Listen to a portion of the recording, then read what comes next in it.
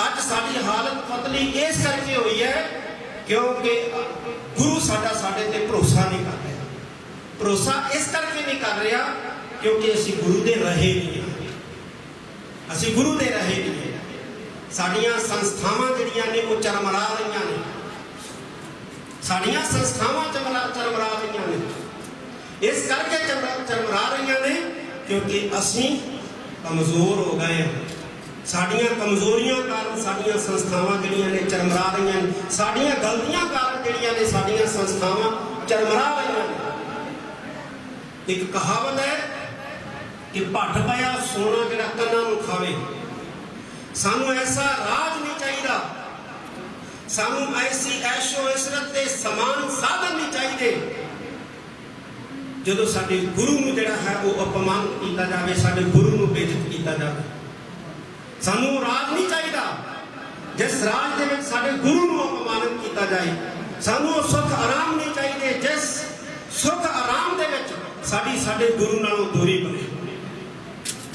फिर गुरु साडे ते रहमत करूगा, फिर साडा गुरु साडे ते कृपा करूगा।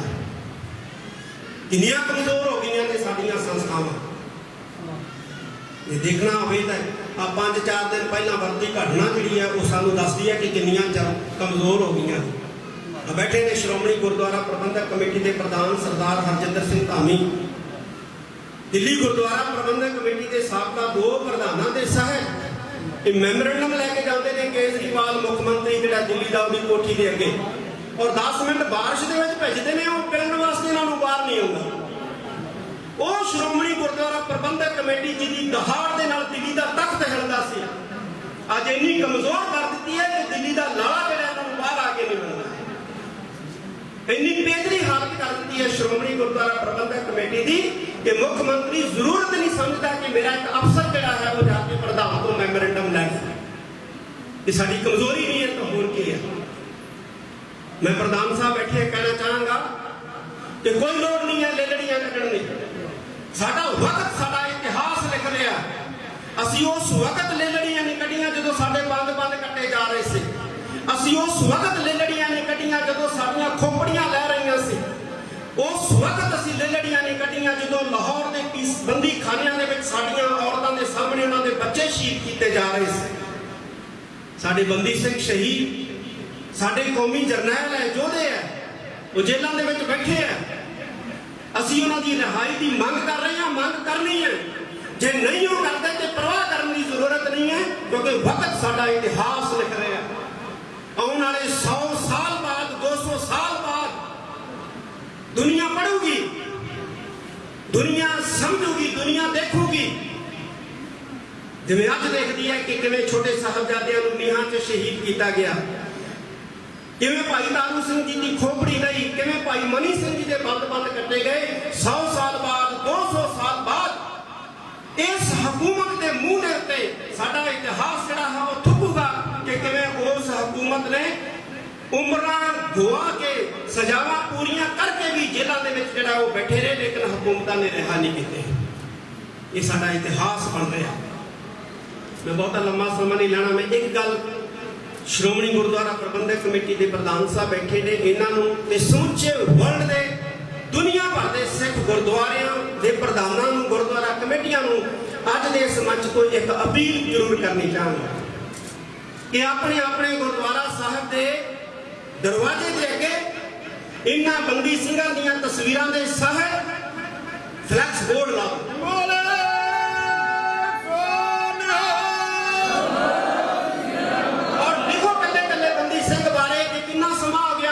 खाने च बैठिया, जेल च बैठिया, और केड़ी सरकार है जिहड़ी इहनूं रिहा नहीं कर रही। हिंदी च लिखो, अंग्रेजी च लिखो, पंजाबी च लिखो, और दुनिया भर दीयां सिख संगतां जिहड़ियां गुरुद्वारे मत्था टेकण आउंदियां ने वो पढ़न साडे इन्हां फ्लैक्स बोर्डां ते लिखे हुए इतिहासां जानन कि की हो रहा अज साडे नाल।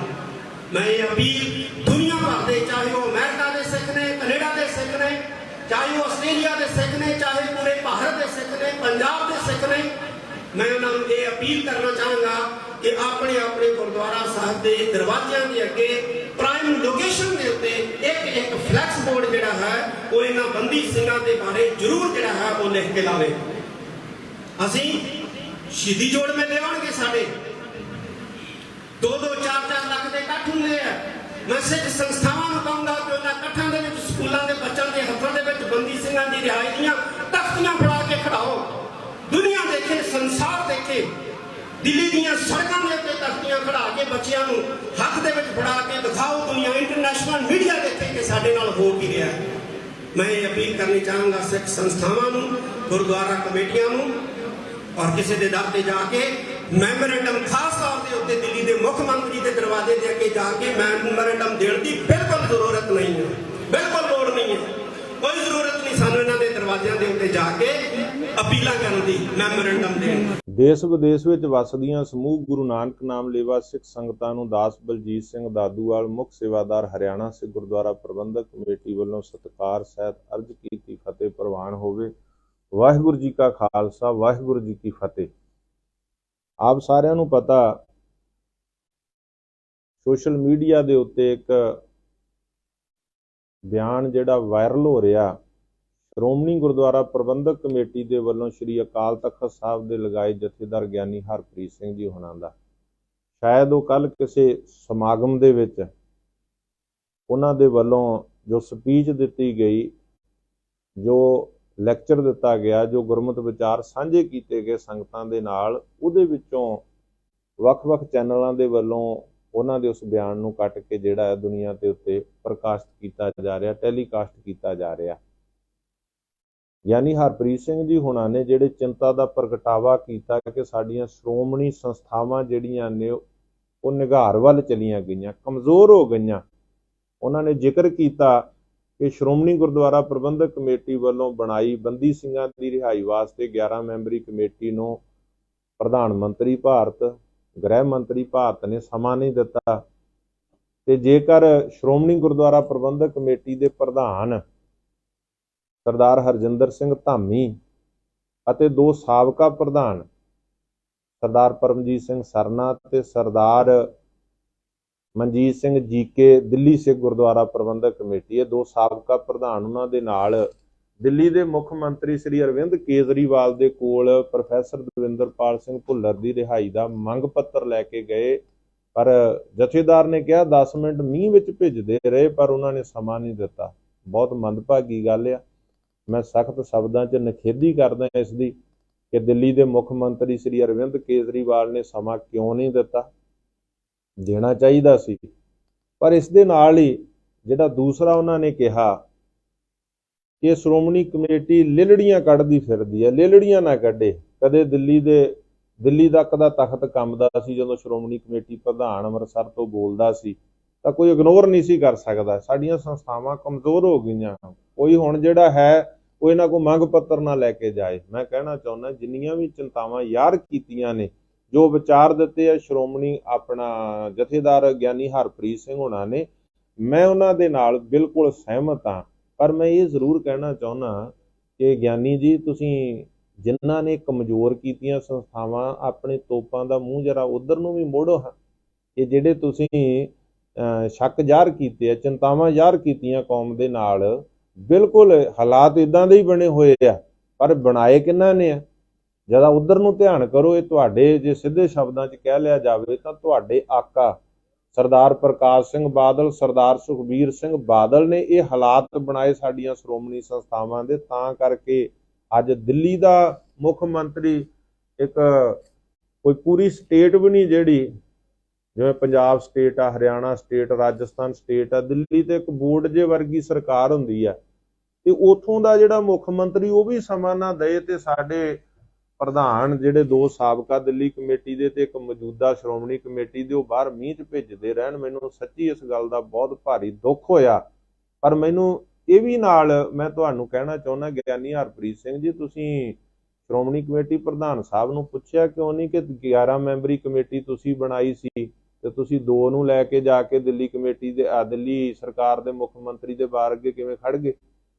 ਮੌਜੂਦਾ ਪ੍ਰਧਾਨ, ਮੌਜੂਦਾ ਕਮੇਟੀ ਜਿਹੜੀ ਦਿੱਲੀ ਕਮੇਟੀ ਆ, ਉਹਨਾਂ ਦੇ ਪ੍ਰਧਾਨ ਨੂੰ ਕਿਉਂ ਨਹੀਂ ਲਗਾਏ ਨਾਲ? ਜੇ ਦਿੱਲੀ 'ਚ ਹੀ ਜਾਣਾ ਸੀ, ਜਿਹੜੇ ਬਾਕੀ ਮੈਂਬਰ ਸੀ ਉਹਨਾਂ ਨੂੰ ਯਾਦ ਕਿਉਂ ਨਹੀਂ ਕੀਤਾ ਗਿਆ? 11 ਮੈਂਬਰੀ ਕਮੇਟੀ ਦੀ ਮੁੜ ਕੇ ਮੀਟਿੰਗ ਕਿਉਂ ਨਹੀਂ ਸੱਦੀ ਤੁਸੀਂ? ਕਿਉਂਕਿ ਤੁਹਾਡਾ ਸੁਖਬੀਰ ਸਿੰਘ ਬਾਦਲ ਜਿਹੜਾ ਆਕਾ, ਉਹ ਨਾਰਾਜ਼ ਹੋ ਰਿਹਾ ਤੁਹਾਡੇ ਨਾਲ ਕਿ ਉਹਨੂੰ ਇਸ ਕਮੇਟੀ 'ਚੋਂ ਬਾਹਰ ਕੱਢਣ ਵਾਸਤੇ ਕਹਿ ਦਿੱਤਾ ਸੀ, ਜਿਹਨੇ ਖੁਦ ਬੰਦੀ ਬਣਾਏ। ਜਿਹੜਾ ਬੰਦੀਆਂ ਦੇ ਨਾਂ ਤੇ ਸਰਵਾਈਵ ਹੋਣਾ ਚਾਹੁੰਦਾ ਸੀ। ਸੰਗਰੂਰ 'ਚ ਬੰਦੀਆਂ ਦੇ ਨਾਂ ਤੇ ਸਿਆਸਤ ਖੇਡਣ ਲੱਗਿਆ, ਜਿਹਨੂੰ ਸੰਗਰੂਰ ਦੇ ਲੋਕਾਂ ਨੇ ਨਕਾਰਤਾ। ਇਹ ਜੀ ਬੰਦੀ ਸਿੰਘਾਂ ਦੀ ਭੈਣ ਔਰ ਪੰਥ ਦੀ ਧੀਏ ਨੂੰ ਵੋਟਾਂ ਦਿਓ। ਮੈਂ ਪੁੱਛਣਾ ਚਾਹੁੰਦਾ ਗਿਆਨੀ ਹਰਪ੍ਰੀਤ ਸਿੰਘ ਜੀ, ਤੁਹਾਡੇ ਆਕਾ ਸਰਦਾਰ ਬਾਦਲ ਸਾਹਿਬ ਨੂੰ ਜਦੋਂ ਪਿਛਲੀਆਂ ਇਲੈਕਸ਼ਨਾਂ ਵੇਲੇ ਜਦੋਂ ਉਹੀ ਬੀਬੀ ਪਟਿਆਲੇ ਤੋਂ ਇਲੈਕਸ਼ਨ ਲੜ ਰਹੀ ਸੀ ਮੈਂਬਰ ਆਫ ਪਾਰਲੀਮੈਂਟ ਦਾ ਆਜ਼ਾਦ ਤੌਰ ਤੇ ਬੰਦੀਆਂ ਦੇ ਵੱਲੋਂ, ਤੇ ਸਰਦਾਰ ਸੁਖਬੀਰ ਸਿੰਘ ਬਾਦਲ ਨੇ ਇੱਕ ਕਾਂਗਰਸ ਪਾਰਟੀ ਦੇ ਵਿੱਚੋਂ ਦੀਪਿੰਦਰ ਸਿੰਘ ਢਿੱਲੋਂ ਨੂੰ ਅਕਾਲੀ ਦਲ ਜੁਆਇਨ ਕਰਾ ਕੇ ਤੇ ਉੱਥੇ ਕੈਂਡੀਡੇਟ ਬੀਬੀ ਦੇ ਸਾਹਮਣੇ ਖੜਾ ਕਰਤਾ ਸੀ ਕਿ ਉਦੋਂ ਪੰਥ ਦੀ ਧੀ ਨਜ਼ਰ ਨਹੀਂ ਆਈ, ਉਦੋਂ ਬੰਦੀ ਸਿੰਘ ਨਜ਼ਰ ਨਹੀਂ ਆਏ। ਅੱਜ ਜਦੋਂ ਪੰਥ ਤੇ ਪੰਜਾਬ ਨੇ ਨਕਾਰਤਾ ਤੇ ਅੱਜ ਸ਼੍ਰੋਮਣੀ ਅਕਾਲੀ ਦਲ ਦੇ ਅੰਦਰੋਂ ਤੇ ਸ਼੍ਰੋਮਣੀ ਕਮੇਟੀ ਦੇ ਅੰਦਰੋਂ ਜਦੋਂ ਬਗਾਵਤ ਦੀਆਂ ਸੁਰਾਂ ਉੱਠ ਰਹੀਆਂ ਨੇ ਤੇ ਇਹਨਾਂ ਨੂੰ ਬੰਦੀ ਸਿੰਘ ਚੇਤੇ ਆ ਗਏ, ਪੰਥ ਦੇ ਮਸਲੇ ਚੇਤੇ ਆ ਗਏ, ਤੇ ਤੁਹਾਨੂੰ ਵੀ ਆਪਣੇ ਆਕਾਂ ਨੂੰ ਪੌਲਿਸ਼ ਮਾਰਨੀ, ਆਕਸੀਜਨ ਦੇਣੀ, ਸਰਵਾਈਵ ਕਰਨਾ ਚੇਤੇ ਆ ਗਿਆ। ਗਿਆਨੀ ਜੀ, ਇਹਨਾਂ ਸੰਸਥਾਵਾਂ ਨੂੰ ਕਮਜ਼ੋਰ ਕੀਤਾ ਤੁਹਾਡੇ ਆਕਾ ਬਾਦਲ ਸਾਹਿਬ ਨੇ, ਬਾਦਲ ਪਰਿਵਾਰ ਨੇ। ਉਧਰ ਨੂੰ ਮੂੰਹ ਮੋੜੋ, ਉਹਨਾਂ ਨੂੰ ਹੱਥ ਜੋੜੋ ਜਾਂ ਹੁਕਮ ਕਰੋ ਕਿ ਉਹ ਪੰਥ ਦੀਆਂ ਇਹਨਾਂ ਸੰਸਥਾਵਾਂ ਦਾ ਖਹਿੜਾ ਛੱਡ ਕੇ ਘਰੇ ਜਾ ਕੇ ਬੈਠਣ। ਪੰਥ ਦੀਆਂ ਸੰਸਥਾਵਾਂ ਮਜ਼ਬੂਤ ਹੋਣਗੀਆਂ। ਇਹ ਨਿਘਾਰ ਵੱਲ ਉਹਨਾਂ ਦੀ ਸਰਪ੍ਰਸਤੀ 'ਚ ਗਈਆਂ। ਤਖਤਾਂ ਦੇ ਜਥੇਦਾਰਾਂ ਦਾ ਹੁਕਮ, ਸ਼੍ਰੋਮਣੀ ਕਮੇਟੀ ਪ੍ਰਧਾਨ ਦਾ ਫੈਸਲਾ ਕਦੇ ਕੋਈ ਦਰਕਨਾਰ ਨਹੀਂ ਸੀ ਕਰ ਸਕਦਾ। ਪਰ ਇਹ ਕਿਉਂ ਹੋਇਆ? ਕਿਉਂਕਿ ਇਹਨਾਂ ਨੇ ਇਹਨਾਂ ਸੰਸਥਾਵਾਂ ਨੂੰ ਰਖੇਲਾਂ ਦੀ ਤਰ੍ਹਾਂ ਵਰਤਿਆ ਤੇ ਇਹਨਾਂ ਸੰਸਥਾਵਾਂ ਦੇ ਆਗੂਆਂ ਨੂੰ ਚੌਕੀਦਾਰਾਂ ਦੀ ਤਰ੍ਹਾਂ ਵਰਤਿਆ। ਕੌਮ ਦੀਆਂ ਸੰਸਥਾਵਾਂ ਦਾ ਘਾਣ ਬਾਦਲ ਪਰਿਵਾਰ ਨੇ ਕੀਤਾ। 2-2 ਟਕਸਾਲਾਂ ਬਣਾਤੀਆਂ, 2-2 ਬੁੱਢੇ ਦਲ ਬਣਾਤੇ, 2-2 ਸੰਪਰਦਾਵਾਂ ਹੋਰ ਵੀ ਜਿਨ੍ਹਾਂ 'ਚ ਦਖਲਅੰਦਾਜ਼ੀ ਇਹਨਾਂ ਨੇ ਕੀਤੀ, ਵੰਡਿਆ। ਡਿਵਾਈਡ ਐਂਡ ਰੂਲ, ਪਾੜੋ ਤੇ ਰਾਜ ਕਰੋ। ਦੂਜੀਆਂ ਜਿਹੜੀਆਂ ਗੈਰ ਸਿੱਖ ਸੰਸਥਾਵਾਂ ਸੀ, ਉਹਨਾਂ ਜਿਹੜੇ ਸਾਡੇ ਸੰਤ ਚੋਂ ਸਿੱਖ ਪੰਥ ਚੋਂ ਬਾਹਰ ਨਿਕਲੇ, ਉਹਨਾਂ ਨੂੰ ਵਾਪਸ ਲਿਆਉਣਾ ਸੀ, ਪਰ ਉਹਨਾਂ ਨੂੰ ਜਾ ਕੇ ਤਗੜੇ ਕੀਤਾ ਕਿ ਤਗੜੇ ਰਹੋ, ਤੁਹਾਨੂੰ ਅੰਦਰ ਆਉਣ ਦੀ ਲੋੜ ਨਹੀਂ ਹੈ।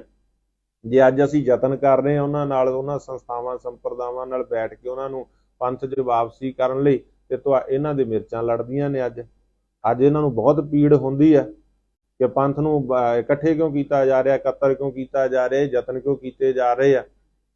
ਅੱਜ ਇਹ ਤੁਹਾਡੇ ਕਹਿੰਦੇ ਭਾਰਤੀ ਜਨਤਾ ਪਾਰਟੀ ਨੇ ਐਂ ਕਰਤਾ, RSS ਏਦਾਂ ਕਰ ਰਹੀ ਆ। 10 ਸਾਲ ਉਹਨਾਂ ਦੇ ਨਾਲ ਜਦੋਂ ਅਲਾਇੰਸ ਦਾ ਰਾਜ ਕਰਦੇ ਰਹੇ, RSS ਦੇ ਵੀ ਜਾ ਕੇ ਪੈਰਾਂ 'ਚ ਬਹਿੰਦੇ ਰਹੇ ਤੇ ਭਾਰਤੀ ਜਨਤਾ ਪਾਰਟੀ ਦੇ ਉਦੋਂ ਉਹ ਦੁੱਧ ਧੋਤੇ ਸੀਗੇ। ਮੈਂ ਇਹਨਾਂ ਨੂੰ ਪੁੱਛਦਾ, ਉਸ ਵੇਲੇ ਜਦੋਂ ਕੇਂਦਰ 'ਚ 2 ਵਾਰ ਮਿਨਿਸਟਰੀਆਂ ਲੈ ਲਈਆਂ ਤੁਹਾਡੇ ਆਕਾ ਨੇ ਪਰਿਵਾਰ ਵਾਸਤੇ, ਬਾਦਲ ਪਰਿਵਾਰ ਨੇ, ਉਦੋਂ ਦੁੱਧ ਧੋਤੇ ਸੀ ਵੀ ਅੱਜ ਮਾੜੇ ਹੋਏ ਆ ਉਹ। ਅੱਜ ਉਹਨਾਂ ਨੇ ਜਿਹੜਾ ਹੈਗਾ, ਇਹ ਜਿਹੜੀਆਂ ਗੱਲਾਂ ਤੁਸੀਂ ਕਰ ਰਹੇ ਆ ਜਾਂ ਇਹ ਅਕਾਲੀ ਦਲ ਬਾਦਲ ਕਰ ਰਿਹਾ, ਬਾਦਲ ਪਰਿਵਾਰ ਕਰ ਰਿਹਾ, ਇਹ ਅੱਜ ਹੋਇਆ। ਅੱਜ ਵੀ ਦੋਗਲੀ ਨੀਤੀ, ਅੱਜ ਵੀ ਡਰਾਮੇਬਾਜ਼ੀਆਂ ਕਰ ਰਹੇ ਆ, ਰਾਜਨੀਤੀ ਕਰ ਰਹੇ ਆ। ਬੰਦੀ ਸਿੰਘ ਰਿਹਾ ਕਰਾਉਣੇ ਸੀ ਤੇ ਜਦੋਂ ਕਹਿੰਦੇ ਸਾਨੂੰ ਨੱਡਾ ਸਾਹਿਬ ਦਾ ਫੋਨ ਆ ਗਿਆ ਤੇ ਅਸੀਂ ਉਹਨਾਂ ਦੇ ਕੈਂਡੀਡੇਟ ਜਿਹੜਾ ਭਾਰਤੀ ਜਨਤਾ ਪਾਰਟੀ ਦਾ ਰਾਸ਼ਟਰਪਤੀ ਮੈਡਮ ਦ੍ਰੋਪਦੀ ਮੁਰਮੂ ਨੂੰ ਅਸੀਂ ਵੋਟ ਪਾਵਾਂਗੇ, ਉਦਣ ਬਿਨਾਂ ਸ਼ਰਤ ਵੋਟ ਕਿਉਂ ਪਾਈ? ਉਦਣ ਬੰਦੀ ਸਿੰਘਾਂ ਦੀ ਗੱਲ ਕਿਉਂ ਨਹੀਂ ਰੱਖੀ? ਉਦਣ ਗੋਡੇ ਰਗੜ ਕੇ, ਨੱਕ ਰਗੜ ਕੇ ਕਿਉਂ ਗਏ ਬਾਦਲ ਪਰਿਵਾਰ ਦਿੱਲੀ ਕੋਲੇ?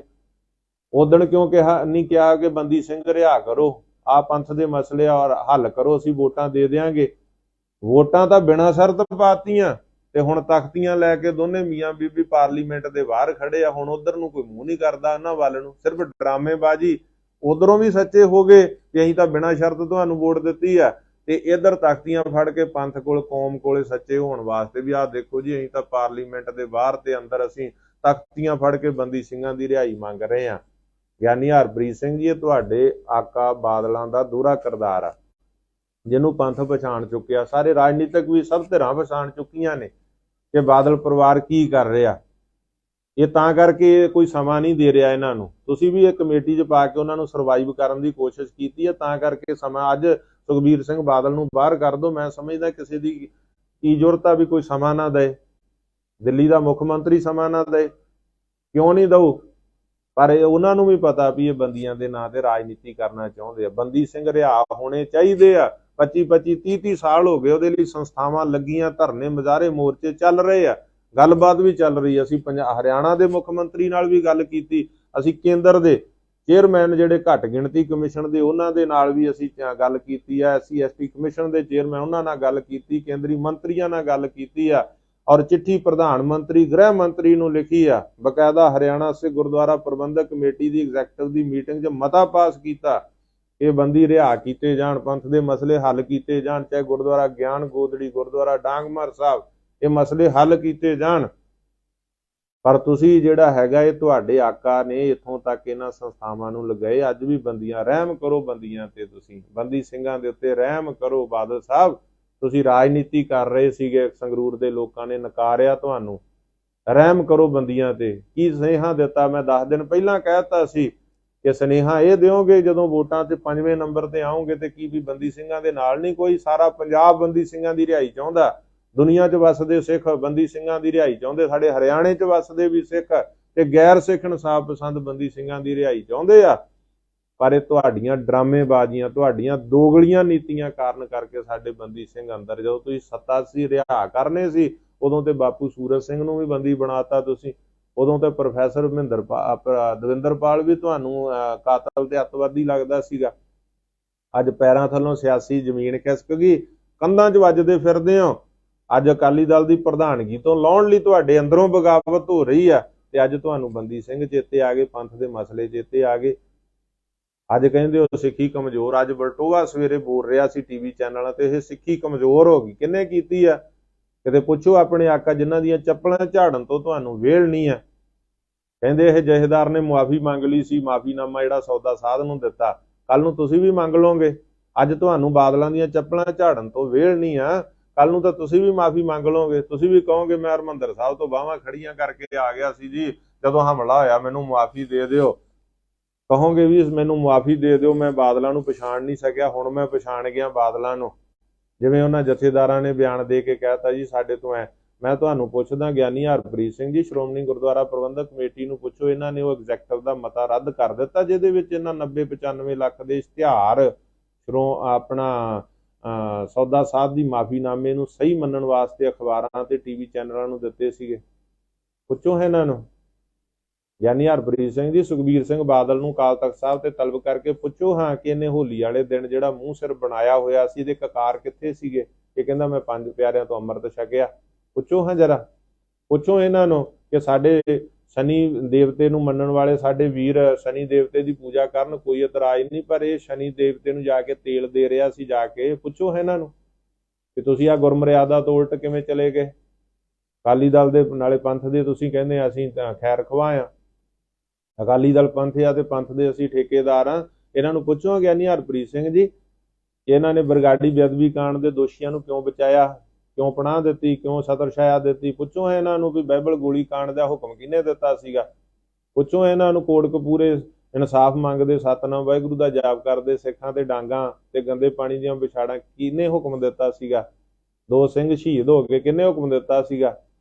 ਚੌੜ ਸਿੱਧਵਾਂ ਵਾਲਾ ਸ਼ਹੀਦ ਹੋ ਗਿਆ, ਕਿਹਨੇ ਹੁਕਮ ਦਿੱਤਾ ਸੀਗਾ? ਸੌਦਾ ਸਾਧ ਦਾ ਜਿਹੜਾ ਪਰਚਾ ਸਿੱਖ ਭਾਵਨਾਵਾਂ ਭੜਕਾਉਣ ਦਾ ਬਠਿੰਡੇ ਰੱਦ ਕਰਵਾਇਆ ਬਾਦਲ ਪਰਿਵਾਰ ਨੇ ਵੋਟਾਂ ਲੈਣ ਖਾਤਰ। ਪੁੱਛੋ ਹੈ ਇਹਨਾਂ ਨੂੰ। ਪੁੱਛੋ ਇਹਨਾਂ ਨੇ ਅਕਾਲ ਤਖਤ ਸਾਹਿਬ ਦੇ ਹੁਕਮਨਾਮੇ ਨੂੰ ਪਿੱਠ ਦਿੱਤੀ ਸੀ, ਕੌਣ ਪੁੱਛੂਗਾ ਇਹਨਾਂ ਨੂੰ? ਇੱਧਰ ਨੂੰ ਤਾਂ ਤੁਸੀਂ ਮੂੰਹ ਨਹੀਂ ਕਰਦੇ, ਤਾਂ ਹੀ ਪੰਥ ਤੁਹਾਡੇ ਤੇ ਭਰੋਸਾ ਨਹੀਂ ਕਰਦਾ। ਤੁਸੀਂ ਗੱਲਾਂ ਜਿਹੜੀਆਂ ਕੀਤੀਆਂ ਸਹੀ ਕੀਤੀਆਂ, ਪਰ ਪੰਥ ਭਰੋਸਾ ਕਿਉਂ ਨਹੀਂ ਕਰਦਾ? ਕਿਉਂਕਿ ਤੁਸੀਂ ਜਿਹੜਾ ਇਹਨਾਂ ਨੂੰ ਬਾਦਲਾਂ ਨੂੰ ਪੁੱਛਦੇ ਹੀ ਨਹੀਂ ਆ। ਇਹਨਾਂ ਨੂੰ ਕਟਹਿਰੇ 'ਚ ਖੜਾ ਕਰੋ, ਅਕਾਲ ਤਖਤ ਸਾਹਿਬ ਤੇ ਤਲਬ ਕਰੋ। ਇਹਨਾਂ ਨੂੰ ਪੁੱਛੋ ਵੀ ਜਦੋਂ ਸਿੱਖੀ ਦਾ ਪ੍ਰਚਾਰ ਕਰਦਾ ਸੀ ਦਾਦੂਵਾਲ ਸਰਸੇ ਵਾਲੇ ਦੇ ਖਿਲਾਫ, ਉਹਦੀਆਂ ਜਿਹੜਾ ਉਹਦੇ ਨਾਲ ਵਿਚਾਰਧਾਰਕ ਲੜਾਈ ਲੜ ਰਿਹਾ ਸੀ, ਤੁਸੀਂ ਝੂਠੇ ਮੁਕੱਦਮੇ ਪਾ ਕੇ ਅੰਦਰ ਕਿਉਂ ਕਰਦੇ ਰਹੇ ਆ? ਮੇਰੇ ਕੋਲ ਤਾਂ ਜੱਜਮੈਂਟਾਂ ਪਈਆਂ ਜਿਨ੍ਹਾਂ 'ਚ ਮੈਂ ਬਾਇਜ਼ਤ ਬਰੀ ਹੋਇਆ ਤੇ ਜੱਜ ਨੇ ਲਿਖਿਆ this case is totally false case. Mansa ਜੱਜ ਦੀ ਜੱਜਮੈਂਟ ਕਿ this case is totally false case. Police ਨੇ ਆਪਣੇ ਪੋਲੀਟੀਕਲ ਬੌਸ ਨੂੰ ਖੁਸ਼ ਕਰਨ ਵਾਸਤੇ ਸਰਕਾਰੀ ਮਸ਼ੀਨਰੀ ਤੇ ਸਰਕਾਰੀ ਪਾਵਰ ਦਾ ਮਿਸਯੂਜ਼ ਕੀਤਾ। ਸਰਕਾਰ ਕੌਣ ਸੀ? ਸਰਦਾਰ ਸੁਖਬੀਰ ਸਿੰਘ ਬਾਦਲ, ਸਰਦਾਰ ਪ੍ਰਕਾਸ਼ ਸਿੰਘ ਬਾਦਲ। ਤੇ ਤੁਸੀਂ ਇਹ ਜਿਹੜਾ ਸਾਰਾ ਕੁਝ ਕਰਨ ਵਾਲੇ ਬਾਦਲ, ਉਹਨਾਂ ਨੂੰ ਤਾਂ ਤੁਸੀਂ ਪੁੱਛਦੇ ਨਹੀਂ। ਕੌਮ ਭਰੋਸਾ ਕਿਵੇਂ ਕਰੇ ਤੁਹਾਡੇ ਤੇ? ਪੁੱਛੋ ਇਹਨਾਂ ਨੂੰ, ਕਟਹਿਰੇ 'ਚ ਖੜਾ ਕਰੋ। ਇਹਨਾਂ ਨੂੰ ਪੁੱਛੋ ਵੀ ਤੁਹਾਡੇ ਕੋਲੇ, ਤੁਸੀਂ ਸ਼੍ਰੋਮਣੀ ਕਮੇਟੀ, ਤੁਹਾਡੇ ਕੋਲ ਕੋਈ ਸਿੱਖ ਚੰਗਾ ਨਹੀਂ ਹੈਗਾ ਜਿਹੜਾ ਅਕਾਲ ਤਖਤ ਦਾ ਜਥੇਦਾਰ ਜਾਂ ਦਮਦਮੇ ਦਾ ਲਾਇਆ ਜਾਵੇ? ਤੁਹਾਨੂੰ 2 ਥਾਵਾਂ ਤੇ ਲਟਕਾਇਆ ਹੋਇਆ, ਤੁਹਾਡੀ ਇੱਕ ਲੱਤ ਦਮਦਮਾ ਸਾਹਿਬ ਤੇ ਦੂਜੀ ਅਕਾਲ ਤਖਤ ਤੇ ਰਹਿੰਦੀ ਹੈ। ਤੁਸੀਂ ਜਾਂ ਅਕਾਲ ਤਖਤ ਦੇ ਜਥੇਦਾਰ ਬਣ ਜਾਓ ਸ਼੍ਰੋਮਣੀ ਕਮੇਟੀ ਵੱਲੋਂ, ਜਾਂ ਤਖਤ ਦਮਦਮਾ। ਇਹਨਾਂ ਨੂੰ ਪੁੱਛੋ ਕੋਈ ਚੰਗਾ ਸਿੱਖ ਨਹੀਂ ਹੈਗਾ ਸਿੱਖ ਪੰਥ ਦੇ ਅੰਦਰ ਜਿਹਨੂੰ ਦੂਜੇ ਤਖਤ ਦਾ ਜਥੇਦਾਰ ਲਾਇਆ ਜਾਵੇ? ਕੀ ਹਾਲਾਤ ਇਹਨਾਂ ਦੇ, ਕੀ ਜਥੇਦਾਰਾਂ ਦਾ ਇਹਨਾਂ ਨੇ ਚੌਕੀਦਾਰਾਂ ਨਾਲੋਂ ਵੱਧ ਕੋਠੀ 'ਚ ਸੱਦ ਕੇ ਤੇ ਗਿੱਦੜ ਚਿੱਠੀਆਂ ਦੇ ਕੇ ਤੇ ਰਿਹਾਈਆਂ ਦੇ ਹੁਕਮ ਆਪਣਾ ਮਾਫੀਨਾਮਿਆਂ ਦੇ ਹੁਕਮ ਕਰਦੇ ਰਹੇ। ਕੌਣ ਪੁੱਛੂ ਇਹਨਾਂ ਨੂੰ? ਸੋ ਮੈਂ ਇੱਕੋ ਗੱਲ ਕਹਿਣੀ ਚਾਹੁੰਦਾ, ਗਿਆਨੀ ਹਰਪ੍ਰੀਤ ਸਿੰਘ ਜੀ, ਇਹ ਸੰਸਥਾਵਾਂ ਬਿਲਕੁਲ ਕਮਜ਼ੋਰ ਹੋਈਆਂ, ਪਰ ਕੀਤੀਆਂ ਤੁਹਾਡੇ ਆਕਾ ਸਰਦਾਰ ਪ੍ਰਕਾਸ਼ ਸਿੰਘ ਬਾਦਲ, ਸਰਦਾਰ ਸੁਖਬੀਰ ਸਿੰਘ ਬਾਦਲ, ਬਾਦਲ ਪਰਿਵਾਰ ਨੇ ਆ। ਤੇ ਅੱਜ ਵੀ ਜਿਹੜਾ ਪੰਥ ਦਾ ਉਹ ਹੁਣ ਬਚ ਜੂਗਾ। ਬਾਦਲ ਪਰਿਵਾਰ ਨੂੰ ਘਰੇ ਭੇਜ ਦਿਓ, ਤੇ ਜਿਹੜੇ ਪੁਸਤ ਪਣਾਈਆਂ ਕਰ ਰਹੇ, ਚੱਪਲਾਂ ਝਾੜ ਰਹੇ, ਉਹ ਵੀ ਇਸ ਗੱਲ ਤੋਂ ਬਾਜ ਆ ਜਾਓ। ਰੱਬ ਨੇ ਵੀ, ਗੁਰੂ ਨੇ ਵੀ, ਜਿਸ ਨੇ ਪੰਥ ਵਸੇ ਮੈਂ ਉਜੜਾ ਮਨ ਚਾਓ ਕਨੇਰਾ, ਜਿਹਨੇ ਸਰਬੰਸ ਵਾਰਿਆ, ਉਹਨੇ ਵੀ ਤੁਹਾਨੂੰ ਮਾਫ ਨਹੀਂ ਜੇ ਕਰਨਾ। ਇਹ ਸਾਰੀਆਂ ਸੰਸਥਾਵਾਂ ਇਹਨਾਂ ਨੇ ਕਮਜ਼ੋਰ ਕੀਤੀਆਂ।